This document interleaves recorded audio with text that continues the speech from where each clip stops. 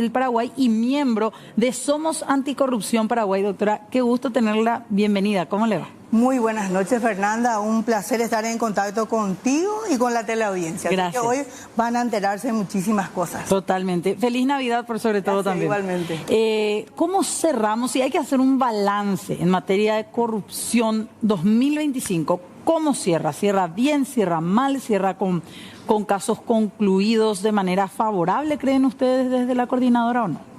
El 2025 realmente terminamos muy mal. Ni siquiera puedo decir mal, sino que terminamos muy mal.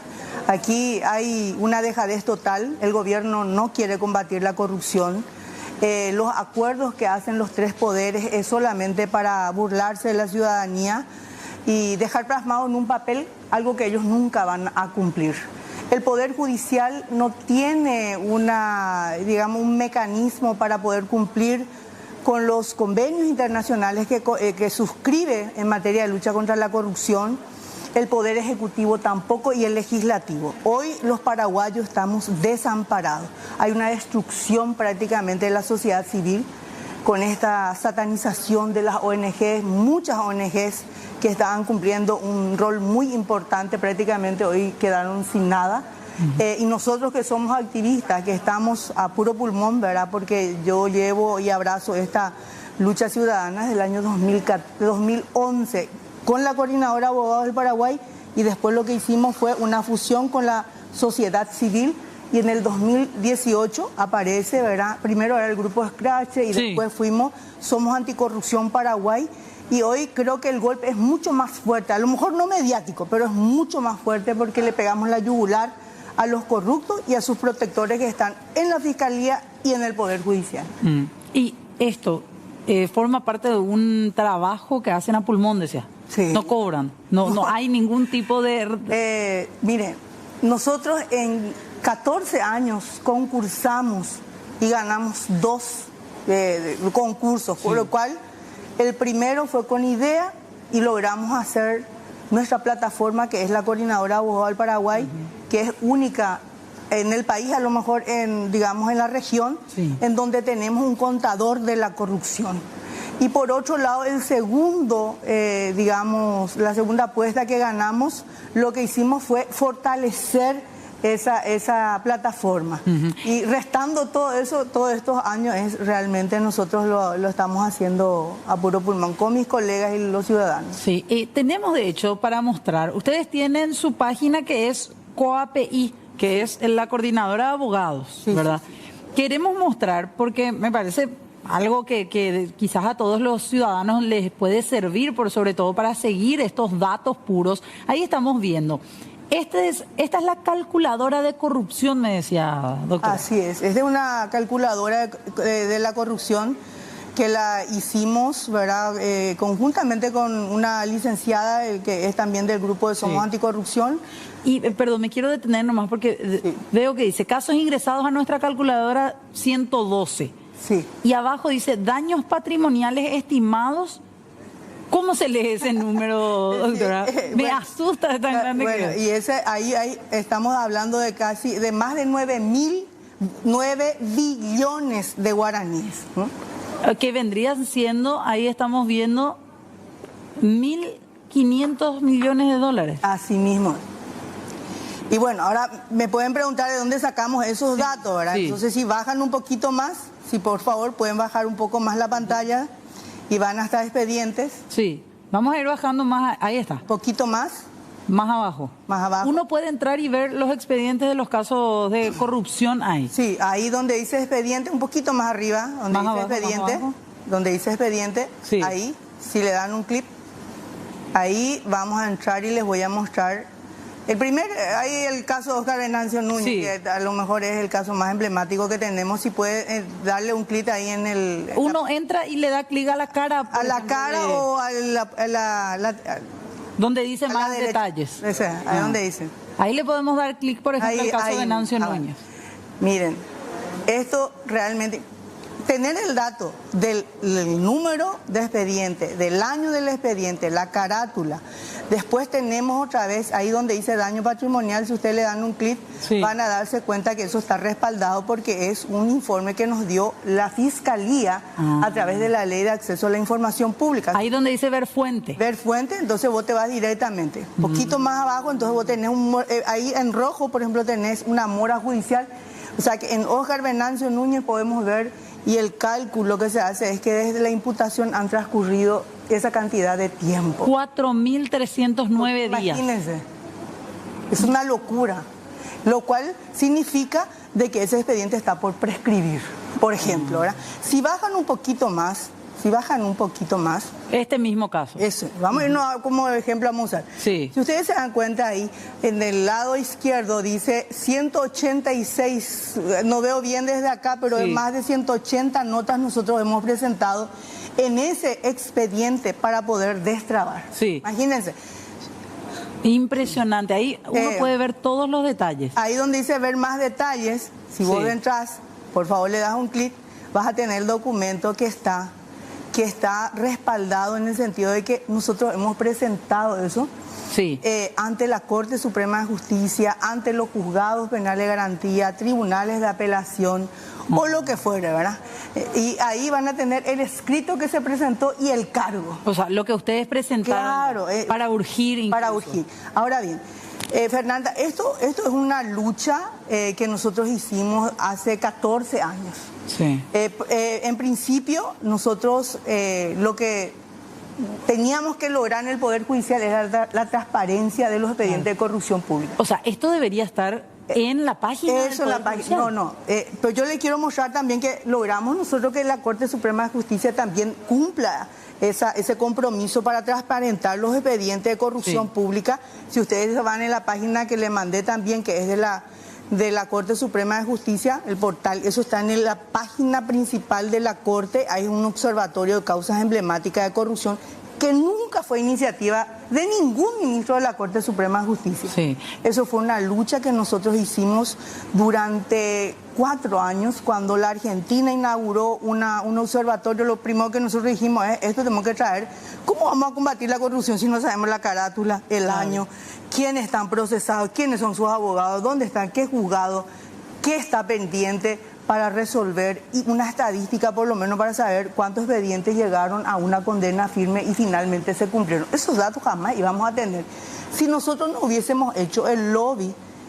Primero hicimos los scratch en el 2018, 2019 asume el doctor Eugenio Jiménez, que inesperadamente, porque imagínate, eran 7 ministros de la vieja camada y 2 que entraron en el 2018, jamás iban a ser ellos presidentes.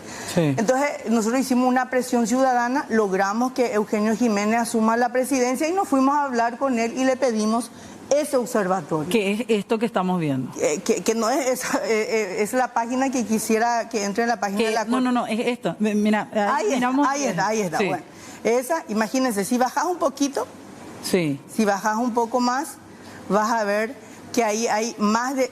Cualquiera, puedes entrar ahí... puedes entrar, no, un poquito más abajo. El de Alba Beatriz, por ejemplo, ¿verdad? Vamos a poner ahí. Sobre el Ahí. Bueno, ahí ustedes tienen... Eso está en el portal de la Corte Suprema de Justicia. Y no es una iniciativa de los ministros de la Corte Suprema de Justicia. Que quede claro eso. Sí.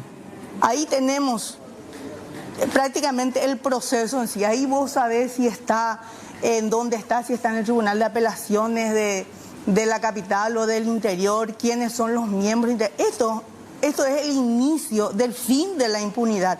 Pero para eso nosotros necesitamos también un compromiso de los 9 ministros de la Corte Suprema de Justicia, que son el poder, el poder judicial, Sí. también del Ejecutivo y del Legislativo. Yo te pregunto, Fernanda, Paraguay es el segundo país más corrupto de Sudamérica, solo después de Venezuela. Chile y Uruguay son los países menos corruptos en Sudamérica. Sí. Ellos son mucho más serios porque hay una conjunción o hay una predisposición de los 3 poderes del Estado para trabajar, no solamente entre ellos, sino que también con la sociedad civil. Hoy nosotros no tenemos contrapesos, Está todo aniquilado. El Poder Judicial, la Fiscalía ya no existe prácticamente. Si nosotros somos el país más corrupto de Sudamérica, Fernanda, y si vos me preguntás, ¿y qué tenemos para luchar? Y te digo, hay una unidad especializada de delitos económicos anticorrupción. Sí. Ese es nuestro ejército para salir a combatir la corrupción. ¿Te parece que con 13 fiscales vamos a, sin infraestructura, sin tecnología, sin recursos humanos, cero peritos, ni un perito no tenemos, para ver si el puente que se construyó costó lo que dicen que costó, para ver si la auditoría o si el balance que presentan los intendentes, los gobernadores o el Poder Ejecutivo, etcétera? No tenemos un solo perito. ¿Cómo es lo que vamos a investigar? Entonces hay una falsedad total de parte del gobierno porque no quiere combatir la corrupción. El fiscal general habla de falta de recursos constantemente, desde hace años. Cierto, pero yo también le voy a desnudar acá. ¿Qué es lo que él quiere hacer? Él cuando juró y cuando se comprometió dijo voy a luchar contra la corrupción. ¿Por qué no se enfocó en la unidad especializada? El crimen organizado, narcotráfico y corrupción. Sí. Él, ¿qué es lo que hace? Repite la misma historia de los otros. Necesitamos un bulto grande porque tenemos que, fortalecer toda la institución y la gente ya ni nos cree y el Poder Legislativo jamás le va a dar para que le puedan controlar, ¿verdad? Yo creo que él no escuchó el consejo que nosotros le habíamos dado antes de asumir, porque ya fue electo sí. como fiscal general del Estado y nosotros le dijimos, imagínate, era el 2017 creo. No, él asumió un poquito antes de las elecciones pasadas, sí. 2022 por ahí. Cuando eso le dijimos, mira, hoy vos tenés un legislativo que te adora, el Poder Ejecutivo te dio el ok, o sea, tenés todo para poder armar esto que nosotros te traemos acá, fortalecer las unidades especializadas, porque el problema de Paraguay es el crimen organizado, el narcotráfico y la corrupción. Jamás, nunca nos tuvo en cuenta. Entonces, ¿qué pasó? Que hoy ya nadie ni le cree. Y si él dice que él no tiene recursos, ya nadie le hace caso. Ni la sociedad civil, a la cual le puso una barrera, ni la clase política que hoy está obviamente del otro lado de la vereda. Jamás le va a dar más plata al poder, a la fiscalía para que pueda conseguir su objetivo. Claro, fuera de lo que es la cuestión en sí de recursos y demás, hay casos con muchísima mora judicial, como estábamos viendo, sí. O sea, hay casos que vienen de años atrás que no se mueven, personas que terminaron siendo liberadas porque compurgaron la pena mínima en este año 2025 también, después de haber sido condenados. Pero ustedes, con el control que hacen, ¿notan aperturas de casos nuevos? Creo que tuvimos muy pocos en este 2025, salvo contadísimos hechos, me atrevería a decir, si no recuerdo mal, dentro del 2025... investigaciones contra el exintendente de Asunción, pero así muy puntuales. Hay casos de corrupción nuevos que la Fiscalía dice, muchachos, acá tenemos y estamos presentando esto como un hecho nuevo contra fulano o fulana. Este 2025 la producción de la Fiscalía fue más desestimaciones de investigaciones o de denuncias que imputación. Eso es gravísimo, porque hay muchísimos casos paralizados. El Contralor estaba diciendo en estos días, nomás estaba anunciando el daño patrimonial que detectó, sí. ¿Verdad? Entonces, ¿qué es lo que hace el Contralor? El Contralor describe y dice, acá se robó o por lo menos hay grave sospecha, sí. Y le tira así el paquete a la Fiscalía. Cada año hacen el show. Sí. Cada año hacen el show. El fiscal, el Contralor dice, no, pero si yo ya le pasé a la Fiscalía.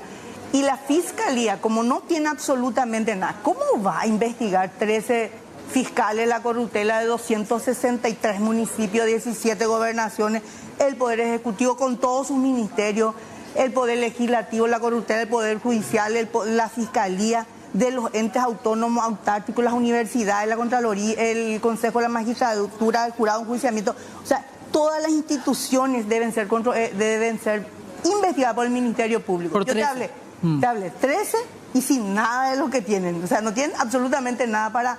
Entonces, ¿qué pasa? Que el fiscal, ni aunque quiera, no puede investigar. Eso es la verdad. Aunque tenga la voluntad. Aunque tenga la voluntad.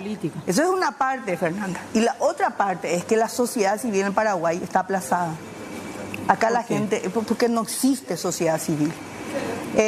Pero no fueron ahogados también después de tantos intentos de marchas que terminaron mal, después de tanto, usted mismo nos decía, estas leyes anti-ONG que también terminaron truncando ese trabajo social de control de las autoridades. Yo creo que acá hay un propósito, hay un plan, ¿verdad? Un plan de blanqueo, un plan. Ellos necesitan robar para poder ganar elecciones. Imagínense que este gobierno lo primero que hizo fue, primero, hacer desaparecer la Secretaría Anticorrupción. Esa Secretaría Anticorrupción existe en muchos países. Y esa Secretaría Anticorrupción, por ejemplo, como Honduras, en donde los miembros son miembros de la sociedad civil y no depende del Poder Ejecutivo. Ellos podían potenciar la Secretaría Anticorrupción y ¿qué es lo que hicieron? Desaparecieron. A propósito, ¿verdad? Claro. Por otro lado, atacaron a todas las ONGs. Entonces ya no tenés ni Secretaría Anticorrupción, no tenés ONG y la sociedad civil, digamos, raza, el que sale, cada vez está peor, ¿verdad? Porque nosotros no podemos hacer grandes cosas. Acá se necesita un ejército, porque no hay contrapeso. Entonces, si la sociedad civil no trabaja con las instituciones, si no se va y le golpea al fiscal para que le diga cómo está el caso de Nenecho, cómo está el caso que le interesa, un caso de corrupción, y le dice, usted no es parte, a usted no le puedo decir nada. Entonces nosotros estamos liquidados como país. Yo honestamente les digo, y me da pena, ¿verdad?, por los jóvenes, porque son ustedes los que van a heredar este país. Y cuando las instituciones están totalmente carcomidas ya por la corrupción, ustedes no van a tener absolutamente nada. O sea que de aquí a 10 años, si nosotros no nos ponemos los guantes, no mejoramos la calidad de representación, no nos involucramos en los temas que es común, porque la corrupción afecta la calidad de vida de todos los seres humanos. O sea, la calidad, el derecho fundamental, el derecho a la educación, el derecho a la salud, a la seguridad. Todo eso nos están censurando por esta pandemia de la corrupción que tenemos. Y nosotros estamos mal. Hoy, si vos me decís, estamos muy mal, Fernanda. Pero del otro lado el discurso es, si estamos tan mal como país y si hay tanta corrupción, ¿por qué otra calificadora más nos volvió a dar grado de inversión? Bueno, entonces yo no sé si ellos lo que hacen es suma y resta, ¿verdad? Porque seguridad jurídica no hay. O sea que si yo te digo, si para saber si la macroeconomía está tan brillante como ellos dicen, quiere decir que taparon la parte de la justicia. O sea que nos vamos a ver cómo funciona la justicia. En Paraguay la justicia no funciona. ¿Y es posible tapar eso con el poder político? Mira, con los últimos acontecimientos yo espero cualquier cosa, ¿verdad? Pero no es eso no es esa la percepción que vos, yo o cualquier otro ciudadano que siente que no estamos bien. No hay ese efecto derrame. No hay ese efecto derrame, o sea que es la macro y la micro no crece, la gente cada vez está peor. Bueno, yo creo que no sé cómo sacan ellos los cálculos, seguramente en las anotaciones somos expertos, ¿verdad? ¿Quién no? En los papeles son todos capísimos ellos, ¿verdad? Pero la realidad es otra. Claro. No tenemos seguridad jurídica y la seguridad jurídica es el pilar fundamental para que la economía pueda crecer. Ustedes hablaban de una politización de la justicia en esta jornada hace unos días, cuando hacían este pronunciamiento dentro del Poder Judicial. Las imágenes que estamos compartiendo de fondo corresponden a esa jornada. Pero del otro lado tenemos a un presidente diciendo, no, es súper importante mantener una reunión con los actores del Poder Judicial y con representantes como Horacio Cartes. Si bien es cierto, después dijo, no, el presidente de la ANR no participó de esa reunión. ¿Cómo tomaron eso? Bueno, antes que nada, y antes de pasar a más, ¿verdad?, yo quiero aprovechar también para agradecerles a la gente, a los ciudadanos de Somos Anticorrupción y la Coordinadora Abogada del Paraguay, y decirle que hoy estamos realmente, hoy tenemos mucha más obligación que antes, porque la justicia está tomada por la clase política. Hoy el Poder Judicial es rojo, es azul, y uno que no se identifica con ninguno de los dos, supongo, ¿verdad? 6 ministros colorados se juntaron entre gallo y medianoche con el presidente de la República, Santiago Peña, y con Horacio Cartes. De eso nadie nos puede sacar, o sea, de la imaginación colectiva.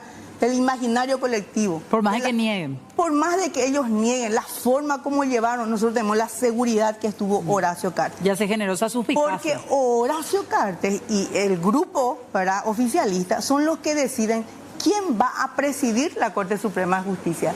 Si el sistema feudal de las circunscripciones se va a cambiar o no, es un partido político el que decide.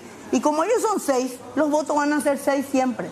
2 liberales que no fueron invitados, ¿verdad?, Ríos y Ramírez Candia, y otros 6, y Santander seguramente, como que le quieren estirar hacia ahí. El Santander todavía no se define por uno ni por el otro, ¿verdad? Entonces, la partidización en la justicia ya no es un secreto, ya no es algo intangible, algo que podemos imaginarnos nomás y que no es la realidad. Es una realidad.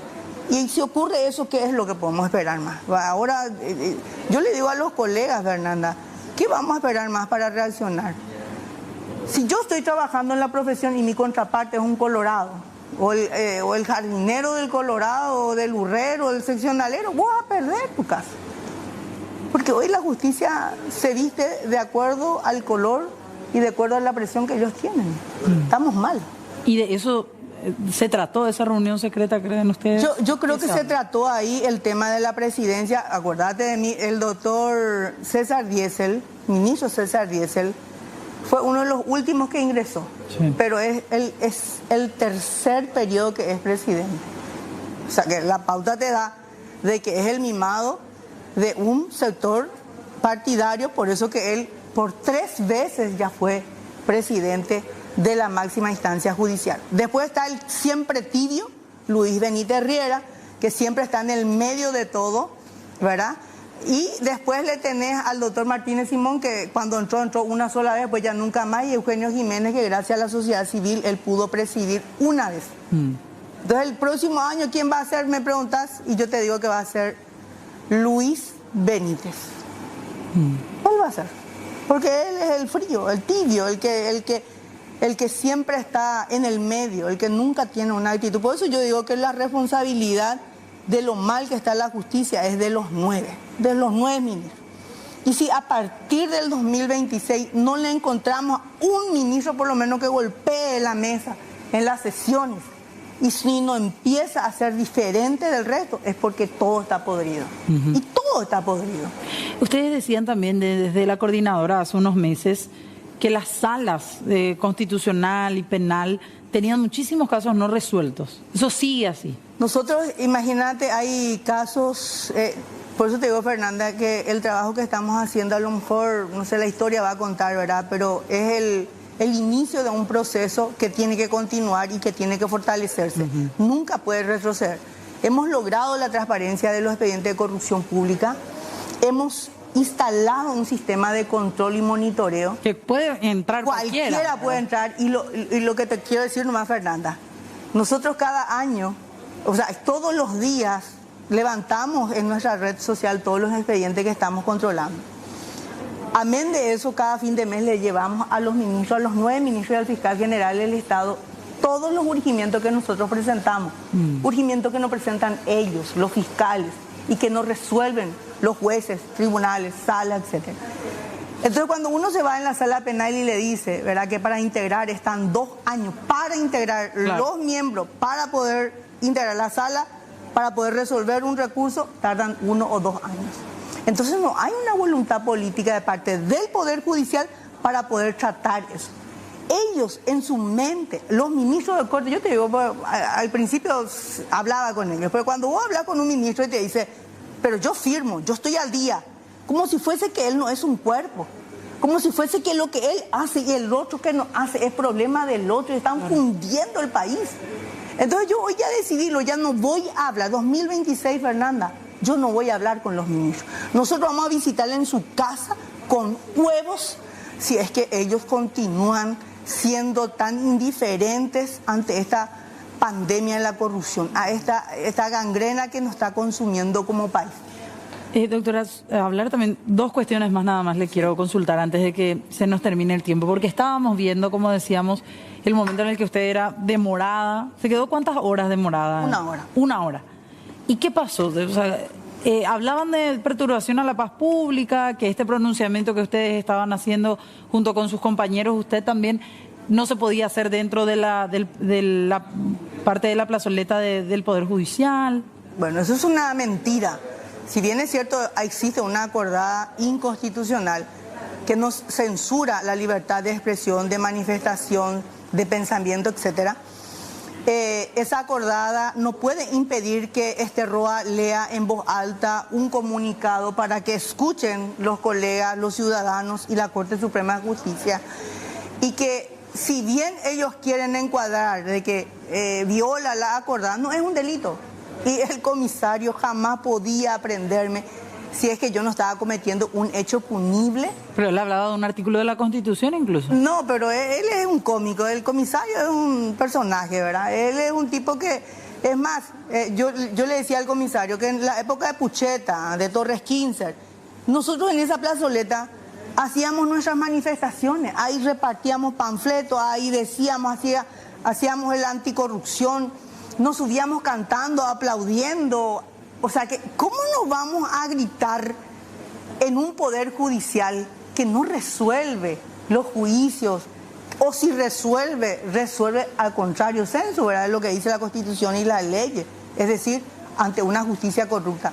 Así es que fui aprendida, obviamente, ¿verdad? Que eso estamos viendo mis compañeros también, por lo menos para presentar una denuncia, porque una hora privar a alguien ilegítimamente su libertad es gravísimo. ¿Recuerda la dictadura, decían? Es, claro que sí, es propio. Y yo creo que la línea viene de César Diesel, que es el presidente, en donde se instala, por lo menos, ¿verdad? Un sistema otra vez, ¿verdad? Dictatorial, en donde nosotros ya no podemos ni opinar.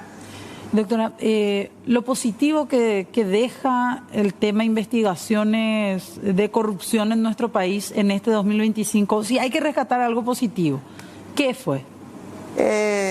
Yo, por ejemplo, celebro que hay jueces, hay tribunales muy buenos, ¿verdad?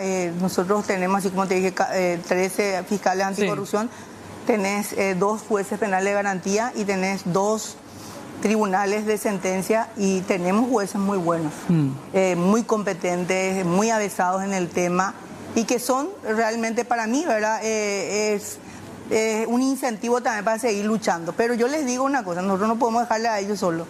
Nosotros no podemos dejar a los buenos fiscales solos, no podemos dejarle a los jueces solos, porque ellos no tienen el apoyo de su fiscal ni de los 9 ministros de la Corte Suprema de Justicia. Claro. Lo positivo es esas individualidades que existen hoy en el Poder Judicial con las cuales podemos remar todavía. Y lo colectivo es lo que hace falta, es la materia pendiente. Es totalmente. Nosotros tenemos que involucrarnos más, tenemos que pelear. Y si ellos no cumplen la Constitución, hagámosles cumplir a ellos la Constitución y las leyes de la República del Paraguay. Doctora, muchísimas gracias y estaremos seguramente hablando de más temas. Esperemos que no nuevos hechos de corrupción en el año que viene, ¿verdad? Sino ya de resoluciones de estos casos que esperan años y años. Y bueno, el tiempo es cortito, pero me hubiera gustado tener más. Hay muchas cosas más que podemos seguir abordando en el 2026. Muchísimas gracias por esta oportunidad, que para nosotros es demasiado grande. Gracias, doctora. Tenemos que hacer una pausa, ya venimos.